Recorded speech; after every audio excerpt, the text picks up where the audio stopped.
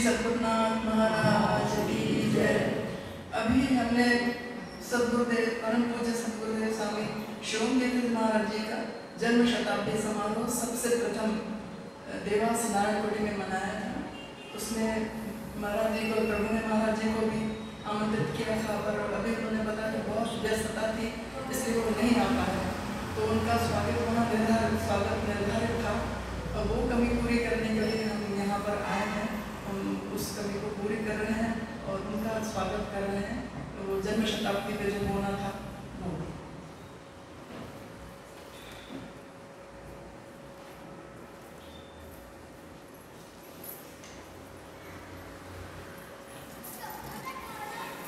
गुरुनाथ महाराज की जय।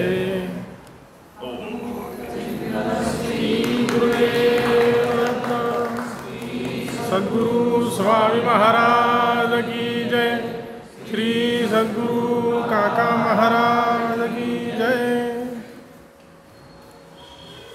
पुस्तक का विमोचन उस टाइम हुआ था, ये आप कर दिए।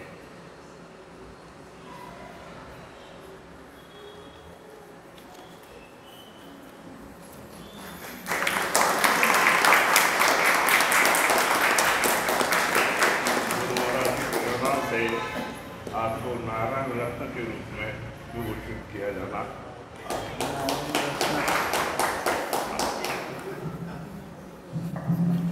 इसके असली हकदार हमारे सद्गुरु नारायण काका ढेकड़े महाराज जी हैं। उनके चरणों में मैं उसको समर्पित करता हूँ।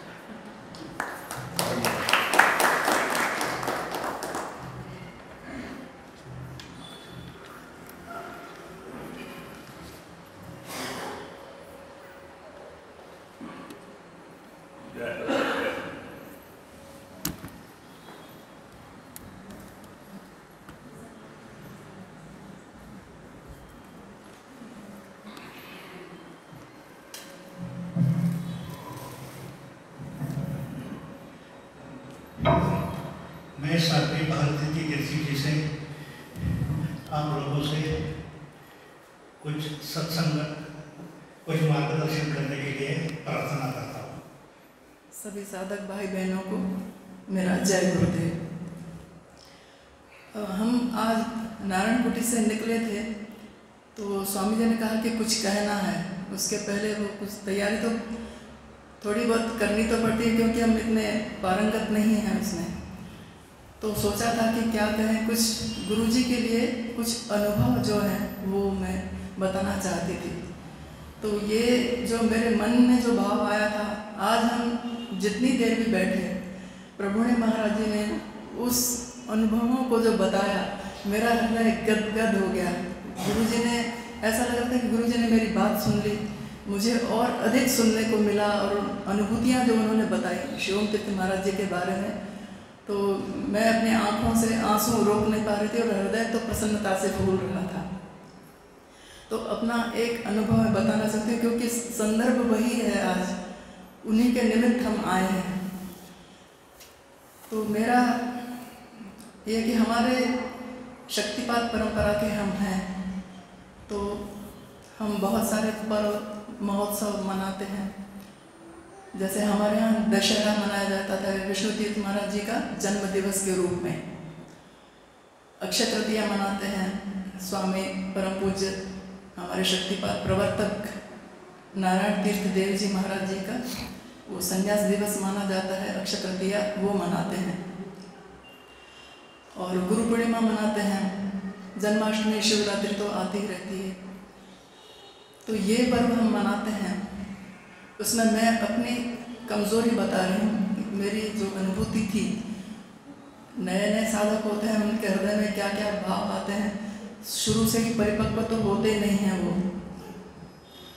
तो मेरा नित्य का नियम था कि एकांत में जाके साधन करना। नारायणकुटी में गुफा है, साधन कक्ष है, वहाँ जाके एकांत मुझे अच्छा लगता था। और फिर धीरे धीरे गुरुजी ने अपनी तरफ खींचा कि पहले मेरा नाम कुसुम था, अभी शिवानी है। तो उन्होंने कहा कि ये कुसुम कब आती है कब चली जाती है, हमको पता ही नहीं चलता। तो मुझे संदेशा भिजवाया गया कि आगे से गुरुजी को प्रणाम करके, गुरुजी भले ही अंदर हों, आप अंदर आ सकते हैं, प्रणाम करके आप जाना। नहीं तो मैं क्या कहती थी, जैसे बाहर गुरुजी बैठे रहते थे तो बाहर प्रणाम किया और गुफा में चले गए, क्योंकि मैं जॉब में भी थी, वहाँ से सीधा छूट के आती थी। तो अब गुरुजी की आज्ञा हुई तो मेरा फिर नित्य का नियम बन गया, गुरुजी के पास जाके प्रणाम करके और फिर वहाँ जाती थी। एक हाजिरी देनी थी मुझे, और जब वहाँ से गुफा से निकलती थी फिर गुरुजी को प्रणाम करके अंदर जाके गुरुजी से संकोच बहुत होता था तो मैं उनके पास नहीं जाती थी, वो डर भी लगता था कि कुछ कह दें, बड़े गुरुजी हैं।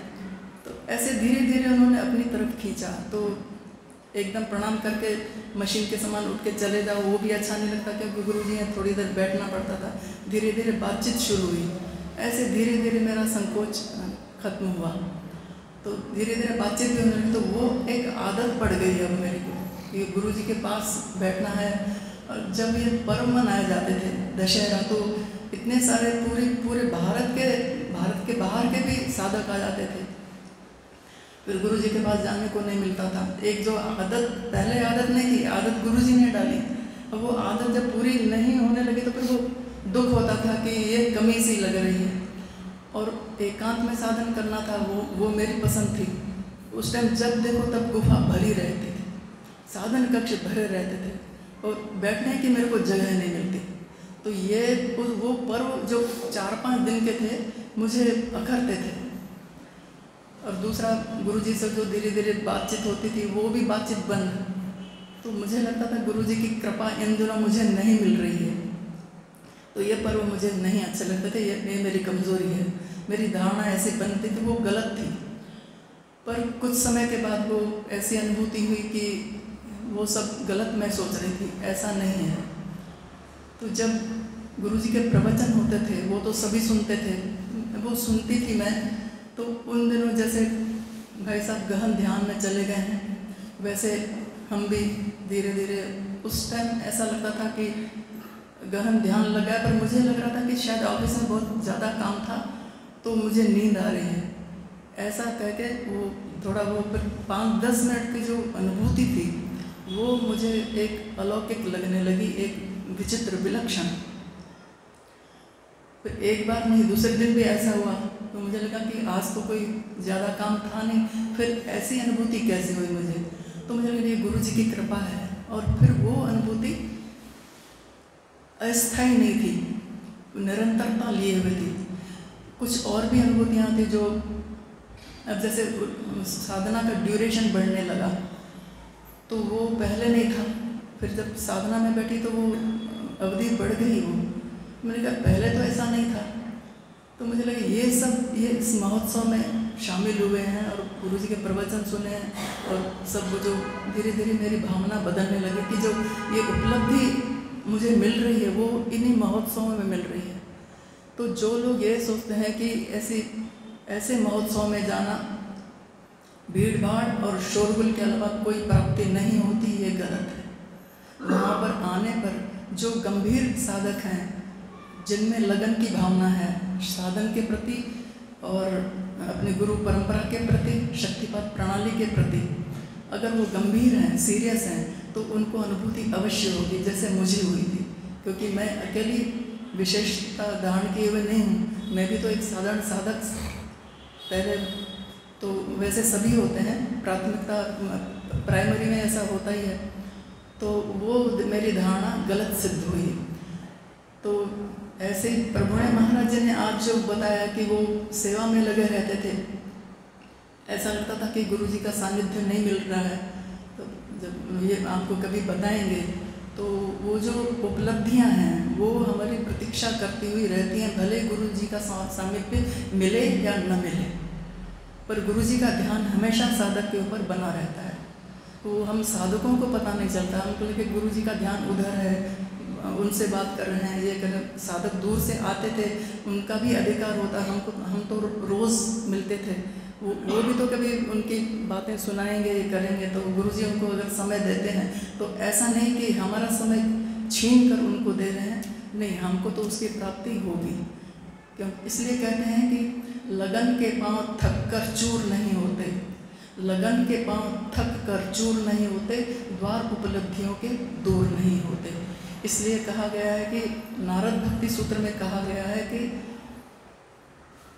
महत संगसु दुर्लभो अमोघश्च।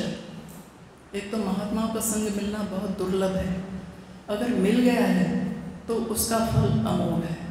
तो गुरुजनों का सानिध्य मिले या न मिले, हम सेवा करेंगे और हमको उपलब्धियां जरूर प्राप्त होगी। इतना कह के मैं अपनी वाणी को विराम देती हूँ। श्री सद्गुरुनाथ महाराज की जय।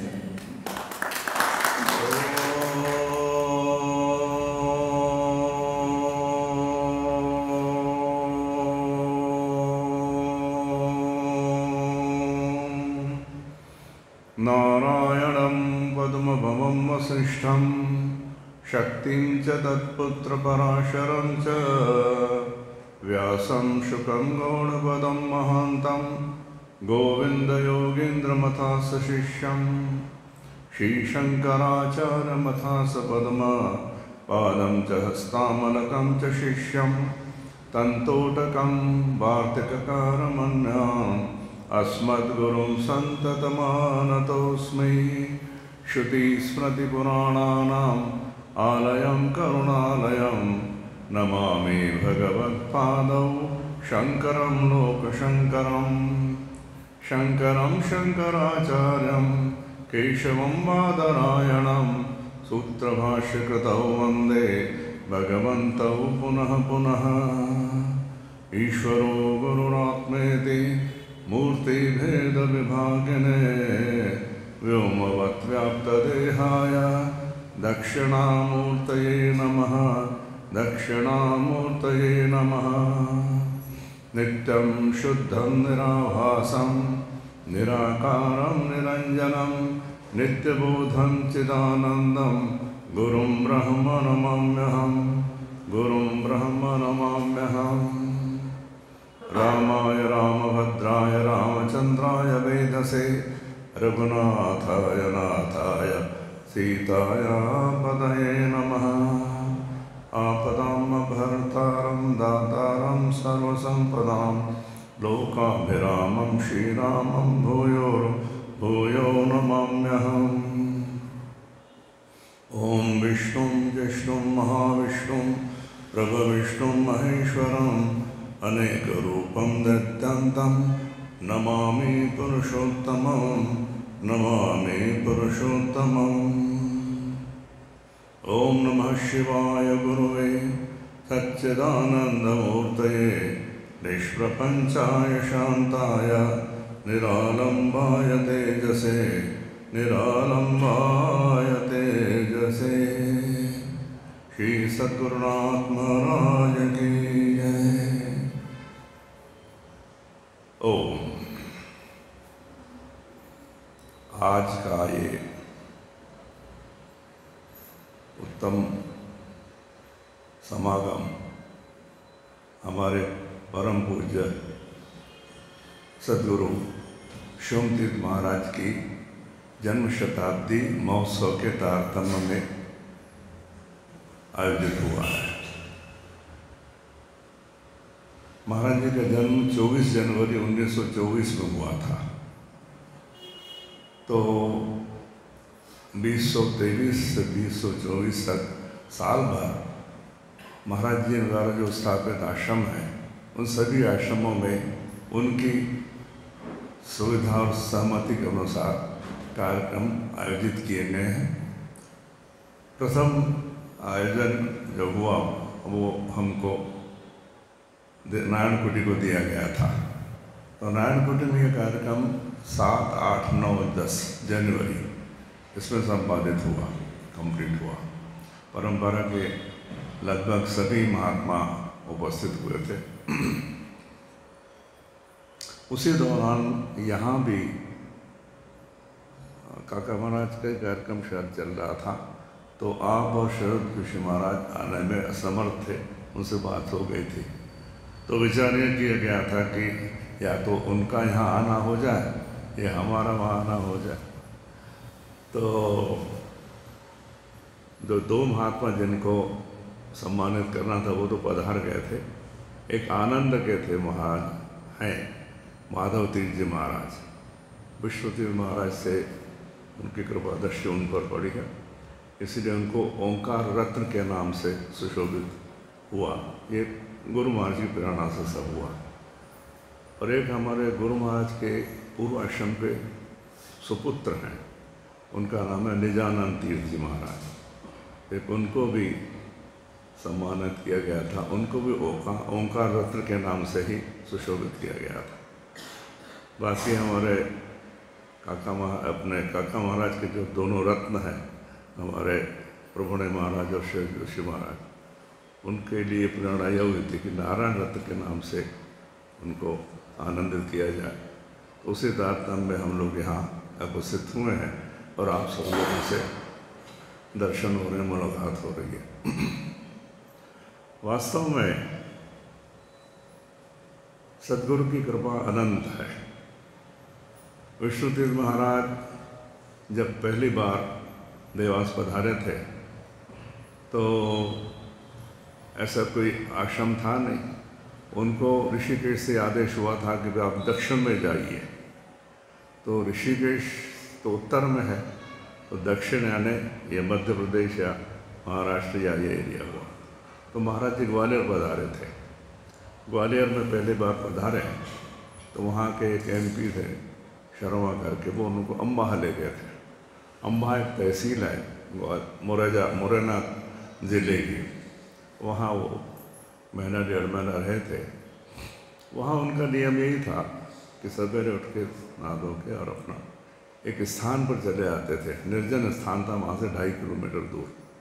और सुखी करके नाम था वो, सुखी।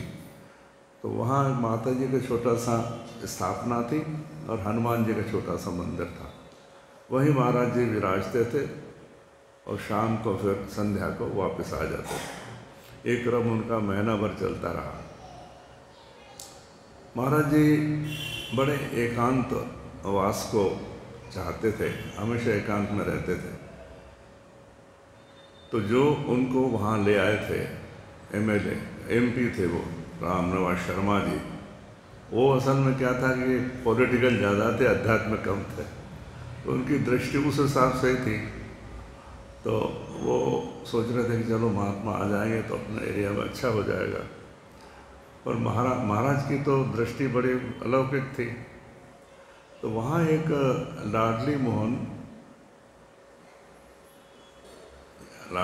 सक्सेना ऐसा करके एक सज्जन थे। वो क्या थे, देवास महारानी के सेक्रेटरी थे, देवास छोटी पादी के सेक्रेटरी थे। वो परिवार वहाँ रहता था। उन्होंने जब महाराज जी के दर्शन किए तो उनको एकदम उनका प्रभाव पड़ा कि तो अध्यात्म में बड़े ऊंचे स्थिति में है। उनको ऐसा अनुभव हुआ। तो महाराज जी ने उनको पहली बार दीक्षित किया वहाँ अम्बाहा में, उस पर पत्नी को। उनको जो अनुभव हुए दीक्षा के पश्चात, उसका कुछ कहना क्या, वो तो वही जानते हैं और गुरु ही जानता है। गुरु और शिष्य के आपस में जो संबंध होते हैं वो बड़े गूढ़ और बड़े रहस्यमय होते हैं।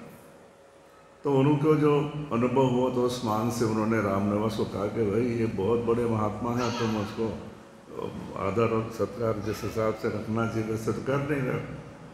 तो फिर वो उन्होंने भी उनसे वो किया, उन्होंने दीक्षा ली।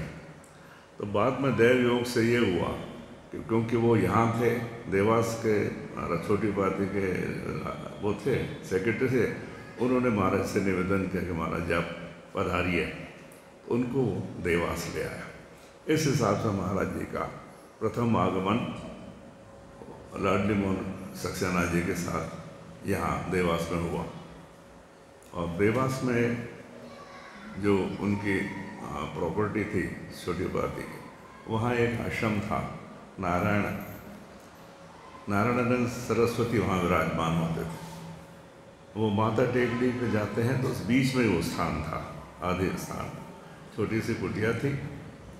और महाराज जी स्वयं नारायण सरस्वती विराजमान होते थे। महाराज जी जब मिलने गए उनसे तो उन्होंने उनको आमंत्रित किया, महाराज आप पधारो, यहीं रहो।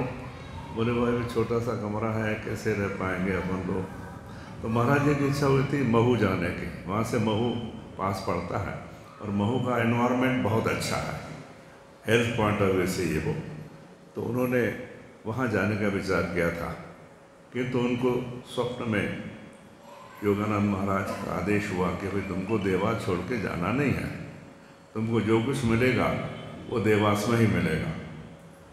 तो अब पेशो पर गुरु की आज्ञा, तो आगे गुरु की आज्ञा सर्वोपरि। तो वो देवास में रुके। इसी बीच में हमारे नारायण सरस्वती महाराज जो रहते थे उनका शरीर शांत हुआ और ये स्थान महाराज जी को मिल गया। इस हिसाब से उसका नारायण कुटी संन्यास आश्रम नामन महाराज जी ने साबित कर दिया। तो ये बड़ा मतलब उत्तम योग जम गया कि महाराज जी वहाँ स्थापित हो गए और ज़मीन मिल गई और आश्रम धीरे धीरे बनता गया। बड़े महाराज जी ने इस स्थान को शक्ति से पूर्णतः संपन्न कर दिया है। इस स्थान पर जो भी आदमी आता है, जो भी साधक आता है, उसको एक विलक्षण प्रकार की शक्ति का अनुभव होता है। उसके पश्चात फिर 1959 में हमारे शिवमती महाराज जी पधारे थे यहाँ और उनको फिर महाराज जी ने ब्रह्मचर्य दीक्षा दी 1961 में और फिर महाराज जी उनके साथ ही रहे। तो हृदय मंथन में जो अनुभव महाराज जी ने लिखे हैं, तो 11 साल महाराज जी के सानिध्य में जो रहे उसका उन्होंने विवेचन उसमें हृदय मंथन भाग 1, 2, 3 में दिया हुआ है। भाग 1 में ब्रह्मचर्य तक का वर्णन है, ब्रह्मचर्य से संन्यास योग्यता द्वितीय में है और तृतीय में संन्यास के बाद महाराज जी के शरीर शांत होने तक का जो पूरा विवरण है वो उसमें दिया हुआ है। वास्तव में उसमें महाराज जी शिवमती महाराज जी का कोई रोल नहीं है। विष्णुतीर्थ महाराज जी के द्वारा जो उपदेश दिए गए हैं उन उपदेशों का ही उसमें संग्रह है। पुस्तक पढ़ने से एक अजीब शक्ति का अनुभव होता है हर साधक को। ये उनकी अनियमित कृपा है। वास्तव में शक्तिपात की पुस्तकों का जो अध्ययन होता है तो उसमें ऐसा लगता है कि गुरु की शक्ति उन अक्षरों में विराजमान है और पढ़ने से ऐसा लगता है कि जैसे शक्ति का उद्बोधन हो रहा हो। तो ऐसे ही काका महाराज जी के जो ग्रंथ हैं या हमारे महाराज के विष्णुतीर्थ महाराज जी ग्रंथ हैं, उनको पढ़ने से आपको एक अलौकिक शक्ति का आनंद होता है। इसी तारतम्य में मुझे अपने संन्यास समय भी हो रहा है, तो इसमें मुझे अपने संन्यास का प्रथम समय याद आ रहा है। हम लोग रिटायर हुए सर्विस से 2006 में रिटायर हुआ। महाराज जी के पास हम लोग पहुँचे, महाराज जी अब हम नौकरी से तो निवृत्त हो गए हैं, अब आपकी जो कृपा हो, आपका जो आदेश हो वैसा कुछ किया जाए। बोले हमारे पास तो कोई काम नहीं है। तो आप बोले मैं हाँ ड्राइवर की ज़रूरत है मेरे को, ड्राइविंग आता है तुमको? मैंने कहा हमारा ड्राइविंग तो नहीं आता, क्योंकि वो सर्विस में तो क्या ड्राइवर रहता था तो वो चलाता था, हम लोगों को तो ध्यान भी नहीं दे गाड़ी चलाने का। तो फिर महाराज जी ने अच्छा ठीक है तुम आते रहो आश्रम में, फिर जैसा होगा। फिर महाराज जी ने साल भर बाद मुझे कहा कि भाई आप वहाँ जाओ, निपानिया में एक मेडिटेशन सेंटर है महाराज जी का, महाराज जी ने स्थापित किया है। वहाँ वर्ल्ड के जितने साधक हैं, दीक्षित साधक हैं, वो वहाँ आके साधना कर सकते हैं। ऐसी व्यवस्था की है, रहने की व्यवस्था है, खाने पीने की व्यवस्था है और सिर्फ साधन करना, वहाँ और कोई एक्टिविटी नहीं है। तो वहाँ के लिए महाराज ने कहा तुम वहाँ जाके काम करोगे। वहाँ का ब्रह्मचारी काशी में स्टडी करने जा रहा है। ठीक है, मैं वहाँ आ गया। 3-1 महीने पूरे नहीं हुए थे कि इस बीच में महाराज जी का फ़ोन आया। महाराज जी कोयम्बटूर में विराजमान थे क्योंकि उनको किडनी का प्रॉब्लम था। तो उनको ये सजेस्ट किया गया था कि भाई कोयम्बटूर में आप ट्रीटमेंट करवाइए, वहाँ सबसे अच्छा व्यवस्था है। महाराज जी वहीं विराजमान होते थे। वो किसी से उनका कोई संबंध नहीं होता था, उनको किसी से बात करना होती थी तो वो विशेष तौर से बात करते थे। इसी बीच में हमारे देवास आश्रम में जो हमारे गोपाल स्वामी जी महाराज थे, उनका शरीर थोड़ा सा अस्वस्थ रहने लगा। वो अपने आप को अब उससे मुक्त होना चाहते थे। महाराज जी को निवेदन किया था कि महाराज जी आप मेरी जगह किसी को हो जाए, तो फिर सभी को बुलवा के महाराज जी ने मंथन किया क्या करना था क्या। तो एक मुझे एक फ़ोन आया, वहाँ महाराज जी का स्वयं फ़ोन आया। बड़ा आश्चर्य बढ़ गया कि भाई क्या है। महाराज जी अनजान वाली बात कम करते थे किसी। उन्होंने बोला कि भाई तुमको संन्यास देना है। महाराज मैं तो एकदम वो कहोगे। दोपहर में फ़ोन आया, बोले शाम तक तुम परिवार वालों से पूछ लो, अगर वो परमिट करते हैं तो तुमको संन्यास देने का विचार है। अब घर में तो बच्चे तो सब शादियाँ होके चले गए। बहन जी हमारे वहीं थी, इन बॉम्बे में थी बहन जी, शायद नारायणकुटी में थे, और पत्नी थी घर में। तो पत्नी से पूछा कि भाई ऐसा ऐसा है। उन्होंने बड़े सहर्ष परमिशन दे दी कि आप जाओ। बोले बहन जी और बाकी सब परिवार लोगों का तो था ही सही।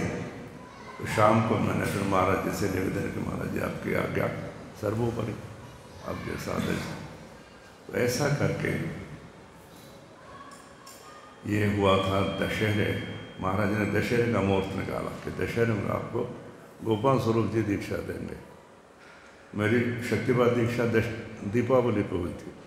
महाराज जी ने स्वयं दीक्षा दी थी 86 में, और 2007 में फिर संन्यास दीक्षा हुई। महाराज जी की आज्ञा का पालन जैसे तैसे हो रहा है वैसे कर रहे हैं, जितना संभव हो रहा है। पर महाराज जी की दिव्य दृष्टि का आनंद समय समय पर होता रहता है। उनका प्रेरणा से ही सब कुछ हो रहा है। ये जो शताब्दी समारोह में जो कार्यक्रम हो रहा है, ये उनकी प्रेरणा से, क्योंकि उन्होंने विष्णुतीर्थ महाराज जी का जो कार्यक्रम बड़े शालीनता से मनाया था। उन्होंने भी ये साल भर का कार्यक्रम रखा था और हर आश्रम में ये कार्यक्रम संपादित किया था।